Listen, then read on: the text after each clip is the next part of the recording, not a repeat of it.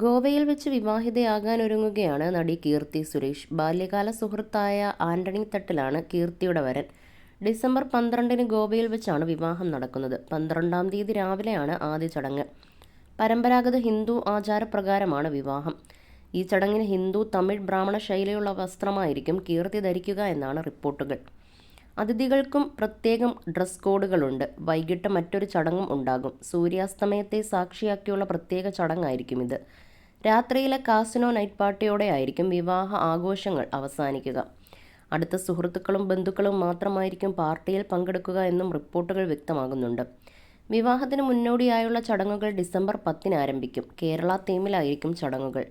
December 11-ന് രാവിലെ സംഗീത് പരിപാടികളും വൈകിട്ട് സുഹൃത്തുക്കൾക്കും ബന്ധുക്കൾക്കുമുള്ള ഗെയിംസ് അടക്കമുള്ള പരിപാടികളും സംഘടിപ്പിക്കും.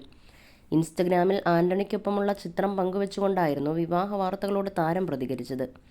15 വർഷമായി തുടരുന്ന ബന്ധമാണിതെന്നാണ് കീർത്തി വ്യക്തമാക്കിയത്. 15 വർഷം സ്റ്റിൽ കൗണ്ടിങ്, എപ്പോഴും ആന്റണി കീർത്തി എന്നാണ് ആന്റണിക്കൊപ്പമുള്ള ചിത്രങ്ങൾ പങ്കുവെച്ചുകൊണ്ട് കീർത്തി കുറിച്ചത്. കഴിഞ്ഞ ദിവസം വിവാഹ വാർത്തകളോട് കീർത്തി സുരേഷ് പ്രതികരിച്ചിരുന്നു. തിരുപ്പതി ക്ഷേത്ര ദർശനത്തിന് ശേഷമാണ് വിവാഹ വിശേഷം കീർത്തി പങ്കുവച്ചത്. ഡിസംബറിൽ ഞാൻ വിവാഹം കഴിക്കുകയാണ്. അതുകൊണ്ടാണ് ഞാൻ ക്ഷേത്ര ദർശനം നടത്താനെത്തിയത്. ഗോവയിൽ വെച്ചാണ് വിവാഹം നടക്കുക, കീർത്തി സുരേഷ് പ്രതികരിച്ചിരുന്നു. കുടുംബാംഗങ്ങൾക്കൊപ്പമാണ് താരം ക്ഷേത്രത്തിലെത്തിയത്. ബാല്യകാല സുഹൃത്തായ ആന്റണി തട്ടിലാണ് കീർത്തിയുടെ വരൻ. ദിവസങ്ങൾക്ക് മുമ്പ് സോഷ്യൽ മീഡിയയിൽ ആന്റണിക്കൊപ്പമുള്ള ചിത്രം കീർത്തി പങ്കുവച്ചത് വൈറലായിരുന്നു. തെന്നിന്ത്യൻ ഭാഷകളിൽ സജീവമായ കീർത്തി ബോളിവുഡിൽ അരങ്ങേറ്റം കുറിക്കാനൊരുങ്ങുകയാണ്. വിജയ് നായകനായെത്തിയ തെറി എന്ന സൂപ്പർ ഹിറ്റ് ചിത്രത്തിന്റെ ഹിന്ദി റീമേക്കായ ബേബി ജോൺ എന്ന ചിത്രത്തിലൂടെയാണ് കീർത്തി ബോളിവുഡിലേക്ക് ചുവടുവെക്കുന്നത്.